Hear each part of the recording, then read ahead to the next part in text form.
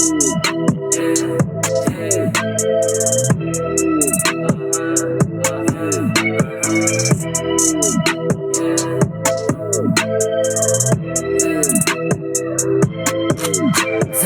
troops, ano na kamusta?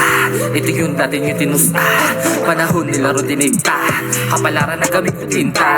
Dalit-dalit binabago, inakala yung malabo ngayon sa akin ay makinig ka. Kung paano yung tarantado ng mula pagkatalo ngayon di na tumutunog na. Kung tagap mo na yan, kinatatayuan. Di na dapat ginagalingan sa bigat bagaan. Kapag nagsukatan, makikita ko sino inaapang na. Madali ba na makuha? Pag-isipan na mabuti bago mo sabihin sa akin salitaan. Kaya ko itumpa, minanig ko na maigi. Makakala imposible sa akin tinugon na. Di ka mahina, di ka mahina, di ka mahina,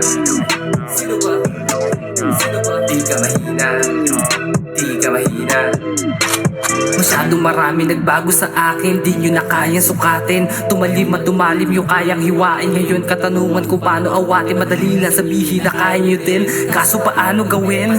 Kung hindi nyo nga kaya na masabayan, sige paano pagdadaigin? Mabilis sumalumanin kaya kaya sabayan. Kada sana pinapalaga, matagal na panahon na may gusto mo patunayan. Kaya di na para pa sa mga barang kabahan. Galingan na galing ang mga komento negatibo na inipos sa tagal na panahon na kinapapadama. Kapag kaanit takot na masira, mahirap na sirain sampal sa inyong pagmumukha. O di ba matindi, sige marindi, kita naman di ka makahindi. Laka pa rin bilang ko para sa mga nakaya nalagpasan na mag-isa. Ginawa ng ginawa, basta ko ginanapan. Di ko na inisip ko sa akin meron magaling ako. Anong kalabasan, handa ko palakpakan ang sarili ko sakali umuwi na talunan. Masyado mahaba ang biyahe, kaya di na biyang bagahe. Iba't iba aking inasang atake, para naman wala nang masasabi. Kung meron pa rin, sige lang, sa akin lang naman sinubukan ko.